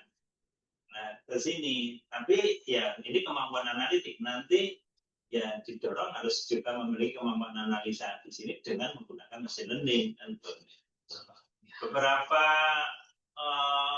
admin jaringan sekarang juga harus menguasai ini dalam rangka untuk melakukan analisisnya supaya tidak manual. Ya, itu kendalanya sebenarnya yang kendalanya di situ Pak. Ya. Jadi sebenarnya juga dari kami di Prodis membahas itu untuk konsentrasi. Kan sekarang kemarin sudah membahas gimana kalau konsentrasinya buat satu nih, tapi gimana jaringan dan multimedianya, ya udah jaringan multimedia tetap ada, namun sebagai pendukung dari data science ya, misalnya seperti yang kalau bertahu kayak gini kan, memang kalau terlihat tidurnya ke data science ya. Jadi gini, namun dari hasil ini Pak, dari hasil tracer dari PPC kemarin, itu mengatakan bahwa tetap di alumni kita masih ada yang bekerja sebagai work engineer Pak. Ya, nggak apa-apa. Ya, kita nggak bisa menghilangkan itu karena memang masih ada beberapa yang membutuhkan itu di informatikanya dan sebagai konsentrasi teknologi Nah, dari situ kami tetap dari dasar itu kami tetap mempertahankan tiga konsentrasi ini, multimedia, jaringan, dan data science tadi. Saya kira nggak apa-apa. Cuman gini, bagaimana sikap kita selaku dosen itu?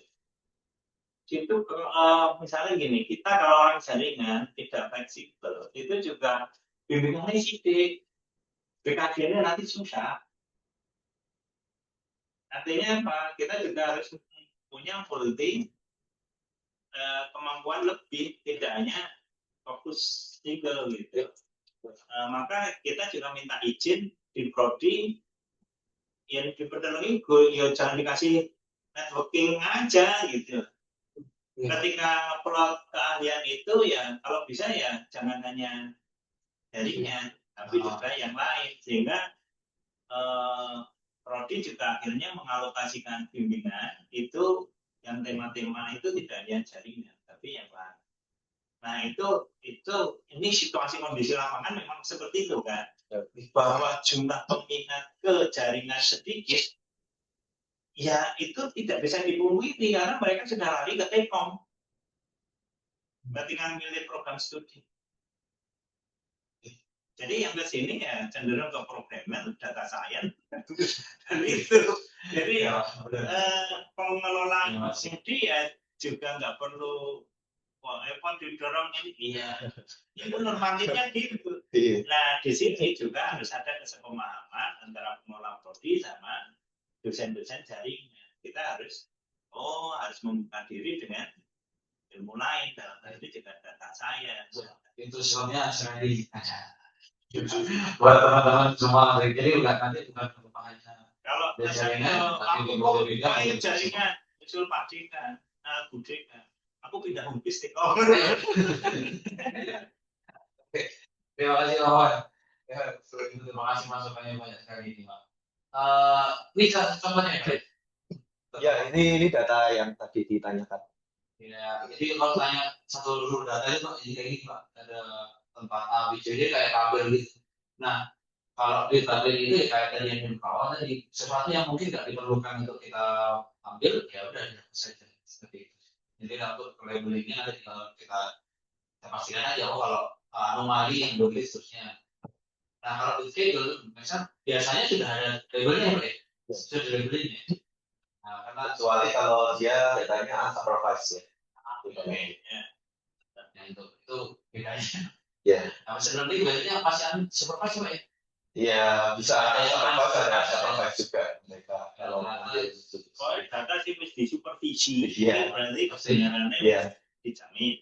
Iya. Di situ diawasi oleh ahli mengenai komputer Pak. Sedikit itu ya Pak ya, menjawab yang tadi Pak Wawan tadi, memang kondisi realnya seperti itu Pak. Jadi memang kalau kita pakai data sekunder itu memang belum tentu 100% sesuai lapangan.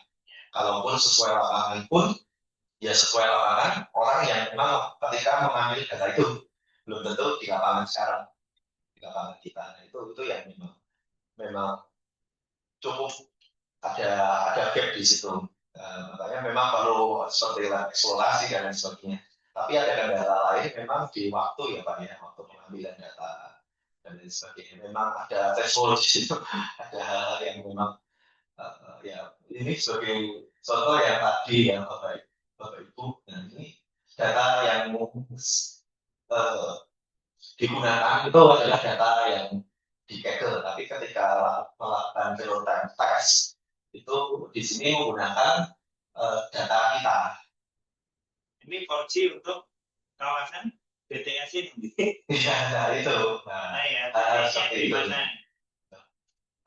Seperti itu yang kita juga perlu ketika ada mahasiswa ngambil sebuah tema atau judul di explore dulu juga datanya ini seperti apa gitu. Sesuai nggak dengan data kondisi kita, seperti itu nih.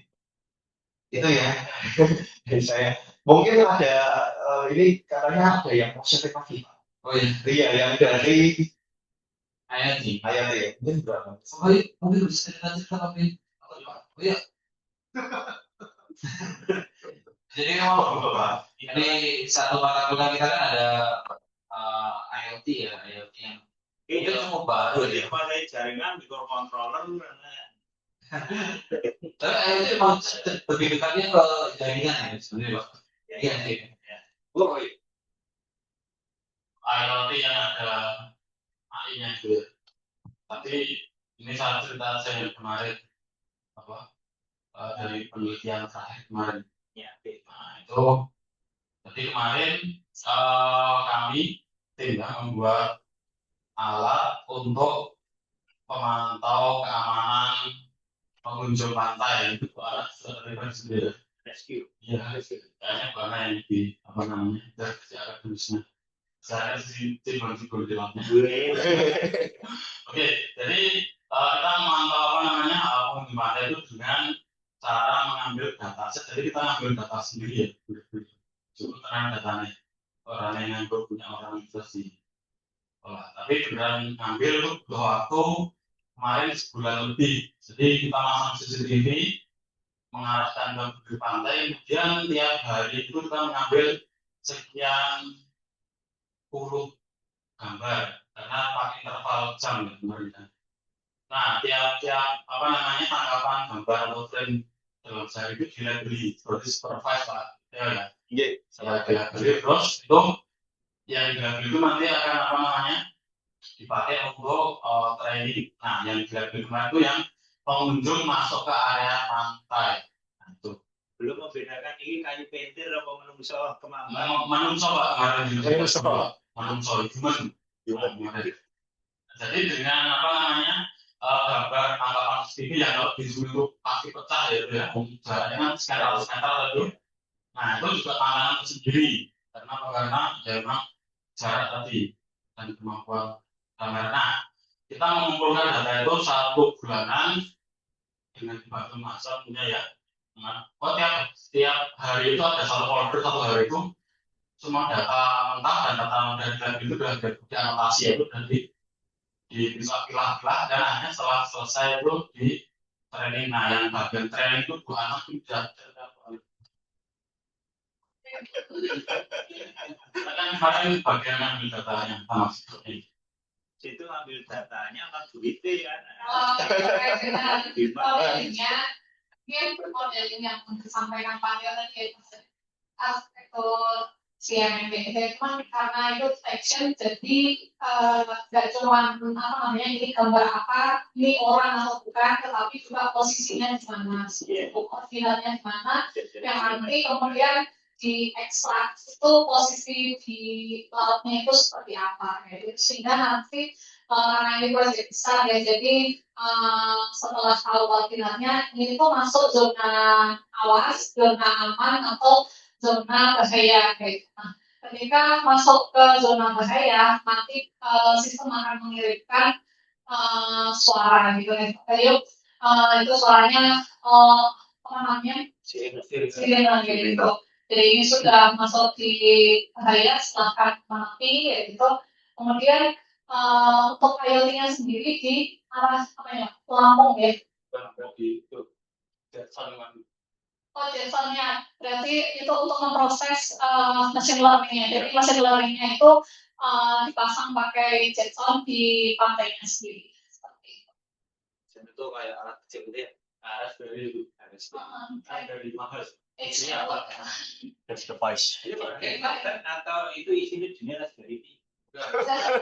Ini lah mesin Nvidia. Oh, Ini produk Nvidia. mesin sendiri.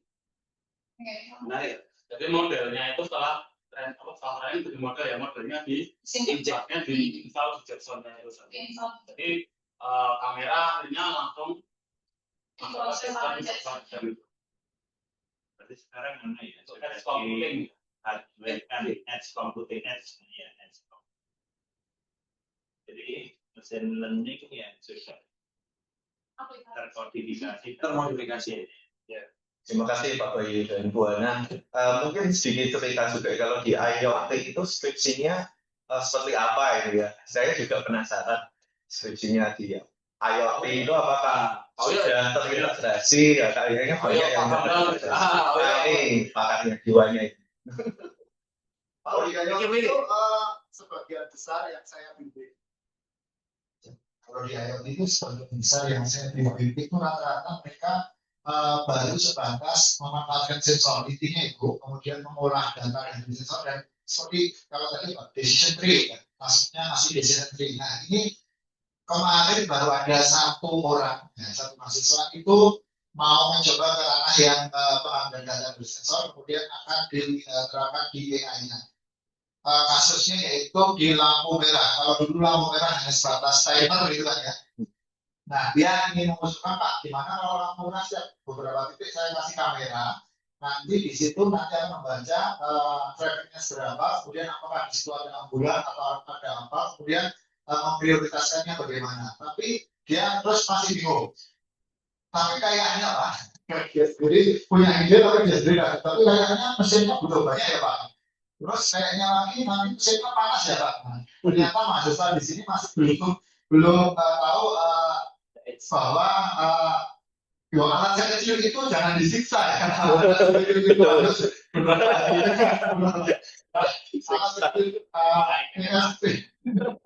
ESP walaupun 2 tapi itu hanya sekitar 300 MHz yang kalau memproses image ya bisa, tapi bisa nangis.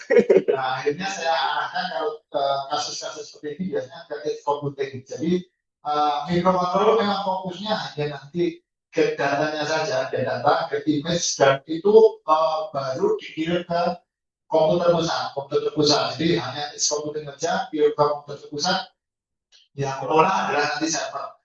Nah, kemudian kendala lagi di mahasiswa Pak, kalau gitu caranya berarti saya butuh server Pak. Nah, gitu kan. Iya Mas. Tapi masalah nih Pak, saya nggak punya server. Nah, gitu kan. Terus saya, waduh, iya ngakalinnya, tapi akhirnya ngakalinya datanya itu diupload di open database saja, database apa seperti apa Firebase ya, Firebase dari situ cari API-nya, API-nya kalian download ke mesin kalian sendiri. Nah, saya ngakalinya aja gitu, jadi mereka yo memang datanya jadi bolak-balik kemana-mana ya kan, dari sensor kirim ke cloud, dari cloud nanti kita proses, kemudian kita olah di PC, nanti di PC upload lagi baru ditampilkan di user interface, tapi di server endpoint lah yang server deploy untuk hanya sebatas tampilan. Nah, biasanya kasusnya kayak gitu, tapi itu juga masih jarang karena masih mahasiswa yang di IoT terutama. Traffic light delay ini kesukaan ke ambulan. Nah, selesai. Nah, makanya itu kan ambulan itu kalau masuk dari jarak jauh, makanya dia mendeteksi beberapa titik gitu. Kalau mau apa gambarannya mahasiswa dari bukan cuma kalau satu titik doang ya lama lah. Enggak Pak, nanti harapan saya itu kalau satu lingkup ya 4 lingkaran lingkup barat itu ada semua Pak. Barat timur, utara, selatan itu ada semua. Sehingga kita bisa baru dari TV sudah ada titik macet. Sehingga treatmentnya nanti ke sana itu harus waktu berapa itu untuk dinyalakan. Nah, seperti itu kan sudah juga AI juga ya, permainan AI juga. Nah, tapi masalahnya tadi juga itu servernya nggak ada, jadi masih bingung. Jadi kebanyakan anak IoT itu ya mainnya masih sebatas memproses sensor ya, memproses data dari sensor dan masih sebatas decision tree aja. Jadi if dan soalnya kebanyakan anak IoT itu senang rakit deh. Anak ada yang senang rakit, wah aku baru sesuatu pos makan kebanyakan saya pernah sampai jam 11 malam saya diajak ke tanya Pak, ini saya mau tanya Pak.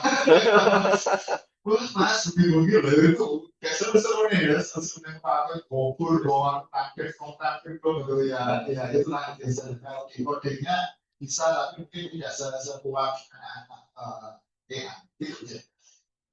Terima kasih Pak ya. Ini kurang. Lebih yang ini Pak. Kalau mungkin pasien tadi ya mungkin kita juga butuh server sendiri untuk memproses IoT. Belum ada tapi gitu ya. Iya, kayaknya kita usulin lagi. Kayaknya masih ada Pak, mungkin tinggal aktivasi lagi. Mungkin besok saya coba tanya ke Pak kalau di lagi ya. Sudah obsolet sih Pak. Oh iya, kemarin tuh benar ya Pak ya. Terima kasih. IoT.amicom.id ya Pak. Baik, terima kasih Bro Yo. Mungkin ada yang menambahkan Om? Proyeknya kemarin banyak. Mahasiswanya apa ya? Mahasiswanya. Ya, saya kalau dari skripsi dari mahasiswa saya baru satu ya yang baru mengimplementasikan. Itu pun sebenarnya lebih ke arah computer vision deh, tapi memanfaatkan CCTV jalanan gitu. Jadi, dia mendeteksi berapa jumlah mobil yang lewat di situ, jenis mobilnya apa dan sebagainya. Ya, tapi sisinya adalah dia mengeliminate apa namanya masalah hardware dengan menggunakan hardware orang putih gitu. Apalagi kan beberapa CCTV apa kayak mobil dan sebagainya memang di pabrik. Mungkin yang baru satu itu yang benar realisasi dari unsur IoT-nya apa gitu. Jadi itu pun sebenarnya berangkat dari DPK awalnya Pak tapi ini saya hanya pakai video itu dan sebagainya. Yang kayaknya pernah diuji sama istilah itu. Iya, siap. Akhirnya kan diarahkan sama sama Pak Suma ya. Pak Suma, Pak Suma. Dan benar akhirnya dia involve dari IP-nya sistem sejarah. Bisa. Ya. Menarik ya. Punya Pemda. Ya. Iya. Bisa Open gitu. Jadi apa namanya IP ini dijadikan dia. Sekarang orang juga kalau memprediksi cuaca itu apa? Bukit CCTV. Jangan gitu.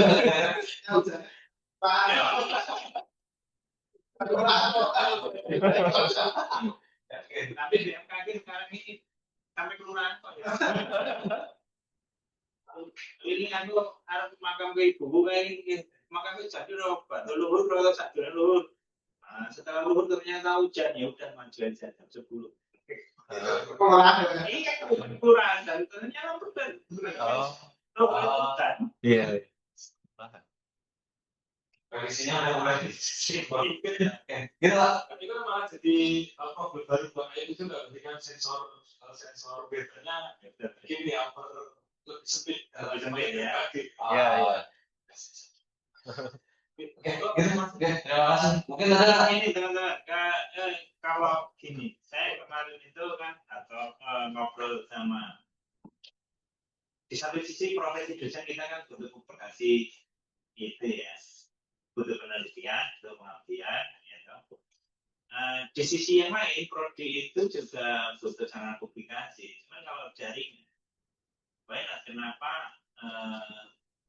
ya kalau dosennya yang konsen ke jaringan, berarti riset-risetnya tentang jaringan. Nah, saya nggak tahu Pak Bayu itu ketika melibatkan mahasiswa itu sampai ke aspek skripsi mahasiswa enggak. Nah, harusnya kan kita mata kuliah kita itu kita kembangkan, yaitu penelitian-penelitian ya bidang itu. Ya. Nulis buku, meneliti, mereview jurnal tentang problem-problem jaringan, nulis buku, sehingga nanti dipakai untuk memperbaiki RP-nya. Terus jaringan itu jaringan di lingkungan komen server datanya kok. Kenapa kita nggak pikirkan, kenapa kita nggak perlu kembangkan gitu. Jadi kita mungkin ya dia mikir jaringan kita aja, server kita kena petir, kena ini kan begini kan bermasalah gitu. Persensi seringkali problem ya kan. Ternyata listrik mati, setelah itu bangkit lagi. Nah ini mekanismenya bagaimana? Nah itu teman-teman mungkin perlu memikirkan itu. Jadi kalau nemu jurnal review, bisa perbaikan ya. IoT smart kampus bisa nggak sih? Jadi nggak perlu atuh-atuh gitu.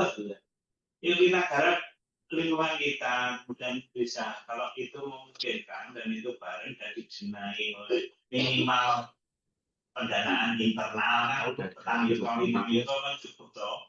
Kalau mungkin garap bidang ini terus mahasiswa biasa kalau garap mahasiswa biasa garap kita dapat publikasi kita kan tapi kan mastermind-nya kan tetap bisa mahasiswa ikut mengalami bagaimana proses penyelesaian itu tentu jauh lebih enak gitu. Daripada mahasiswa disuruh menyelesaikan problem di awam-awam di sana tapi di sini tapi grade-nya naik.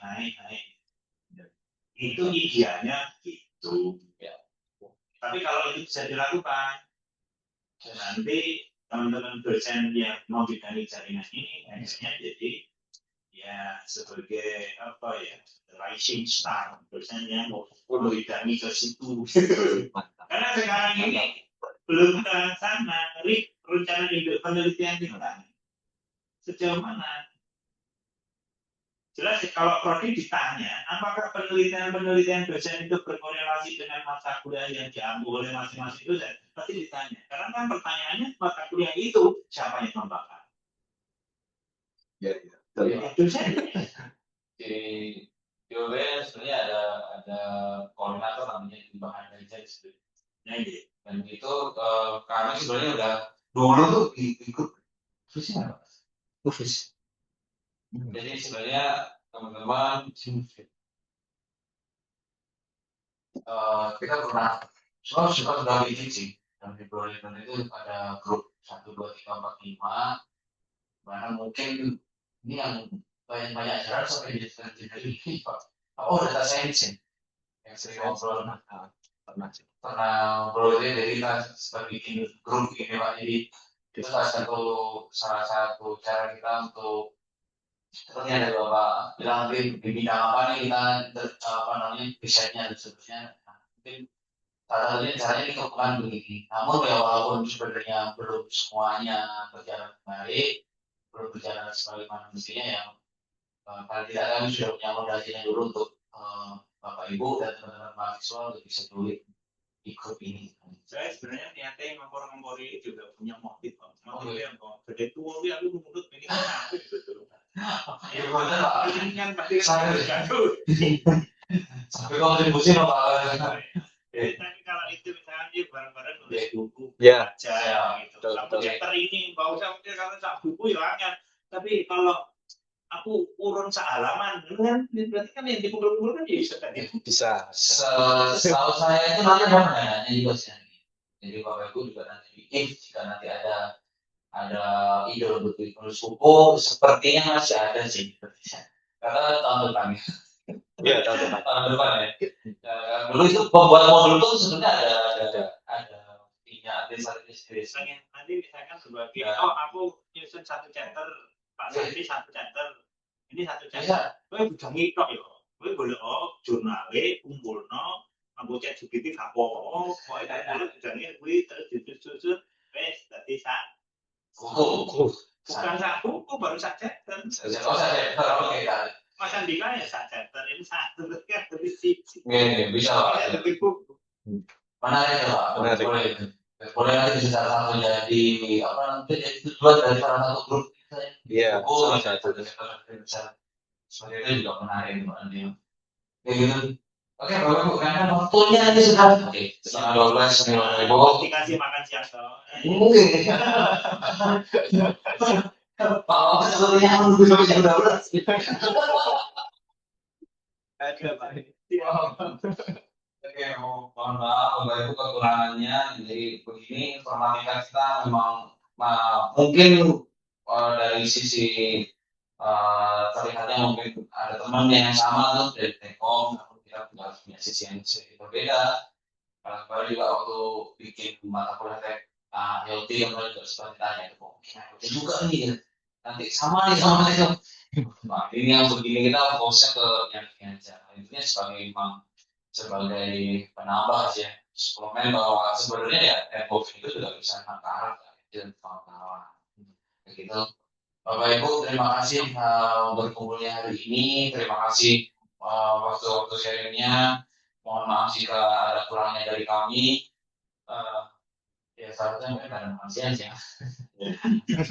Mohon dimaafkan Bapak Ibu. Karena tadi dibuka dengan doa, mungkin kita tutup dengan doa, mengucapkan pekerjaan masing-masing, berdoa dan berserah.